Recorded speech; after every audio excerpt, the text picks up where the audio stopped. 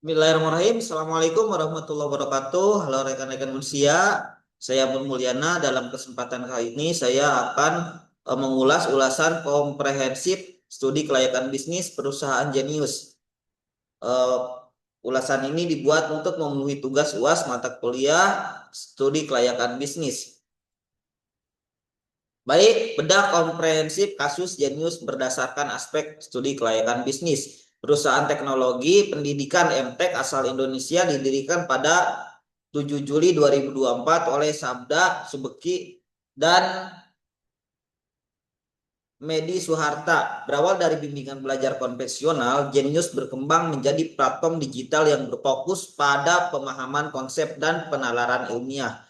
Kasus yang pertama yaitu aspek keuangan atau financial aspek yaitu sebagai akar krisis utama. Efek tax winter atau ketergantungan modal eksternal, model bisnis Genius mengandalkan suntikan modal venture atau untuk menutup biaya operasional. Ketika iklim makroekonomi global memicu tax winter, investor menahan pendanaan baru yang seketika menutup sumber dana penopang operasionalnya.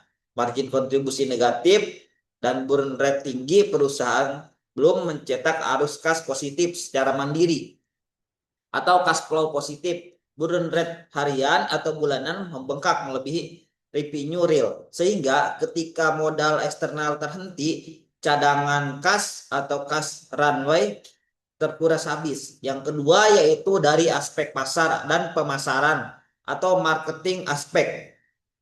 Kontraksi permintaan pasca pandemi atau demand contraction, peningkatan pengguna hingga 16 juta saat pandemi COVID bersifat sementara. Ketika pembelajaran tatap muka, terjadi pergeseran perilaku konsumen secara drastis. Siswa kembali memprioritaskan bimbingan tatap muka. Tingginya customer acquisition cost atau tinggi persaingan yang ketat di industri edtech serta maraknya konten edukasi gratis di platform digital seperti di YouTube membuat biaya menarik pengguna baru melambung melebihi nilai pendapatan yang dihasilkan dari penggunaan tersebut. Kemudian yang ketiga, aspek teknik dan operasional. Beban aset pasca akuisisi atau aset hub burden, langkah akuisisi jaringan bimbel fisik Primagama pada awal 2022 dimaksud untuk transisi ke strategi hybrid. Namun, mengelola ratusan cabang fisik membutuhkan capital expenditure dan operasional expenditure yang sangat tinggi, yaitu sewa gedung, fasilitas, dan gaji pengajar fisik di saat bisnis digital sedang tertekan. Yang keempat yaitu aspek manajemen risiko atau manajemen risk aspek. Kelemahan skenario planning, manajemen dinilai terlalu optimis memperhitungkan pertumbuhan berkelanjutan online learning tanpa menyiapkan skenario mitigasi resiko B. Jika terjadi perubahan kondisi ekonomi makro dan iklim investasi secara mendadak, efisiensi yang reaktif, langkah penyesuaian ukuran organisasi atau rightsizing melalui 3 gelombang PHK massal 22 Mei 2022, Agustus 2022, dan Februari 2023 dilakukan secara reaktif saat kondisi arus kas sudah kritis hingga tidak cukup untuk menyelamatkan perusahaan dari penutupan sementara di awal 2024. Berikut adalah tabel ringkasan data utama kasus atau key metriknya. Parameter indikator, kemudian lama beroperasi selama 20 tahun, yaitu didirikan pada 2024 hingga tutup 2024 Januari. Puncak pertumbuhan yaitu 16 juta pengguna dicapai pada saat masa pandemi, yaitu pada tahun 2022 pada tahun 2020. Total gelombang PHK yaitu 2022 25% Agustus 2022 serta Februari 2023. Akuisisi yaitu 100% Primagama dilakukan Februari 2022. Estimasi penurunan demand yaitu kurang dari 75% anjloknya minat belajar online pasca pandemi. Porsi biaya operasional utang yaitu minus 30%, beban arus kas untuk kewajiban pihak ketiga. Kemudian ada pergeseran permintaan pasca pasar.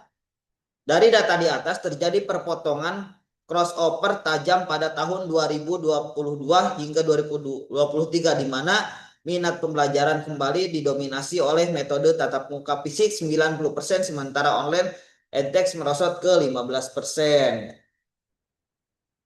Kemudian kronologi gelombang PHK karyawan, aspek manajemen efisiensi. Penyesuaian organisasi right-sizing bersifat reaktif. Efisiensi karyawan tidak mampu menahan efisiensi arus kas yang sudah membengkak. Nah, ini data grafik perputaran ataupun pergerakan gelombang-gelombang PHK hingga tutup pada tahun 2024. Kemudian perubahan struktur biaya operasional. Langkah akuisisi Primagama mengubah struktur biaya perusahaan dari aset trik mayoritas biaya variabel marketing menjadi aset heavy 65%, beban biaya tetap operasional cabang fisik. Kemudian bagaimana rekomendasi atau supaya perusahaan tidak mengalami kebangkrutan? Yang pertama, prioritas positif unit ekonomi sebelum ekspansi aspek keuangan. Yang kedua, setiap bisnis harus membuktikan bahwa margin kontribusi per unit atau pengguna bernilai positif sebelum melakukan ekspansi skala besar atau scaling. Jangan membesarkan skala bisnis yang masih merugi di tingkat unit. Yang keempat, gunakan strategi asset light partnership atau aspek operasional. Kemudian, apabila entitas digital ingin merambah pasar fisik, manfaatkan skema kemitraan lisensi atau franchise aset light alih-alih akuisisi aset bernilai tinggi atau yang membebankan struktur biaya tetap. Kemudian yang kelima, penerapan stress testing dan cadangan kas ketat, yaitu di bagian aspek manajemen risiko.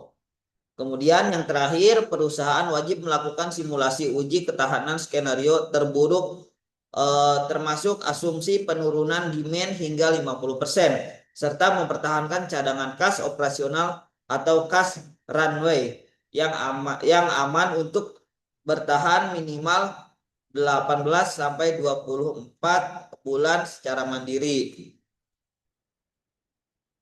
Ini referensi-referensi yang saya gunakan dari dua pemberitaan.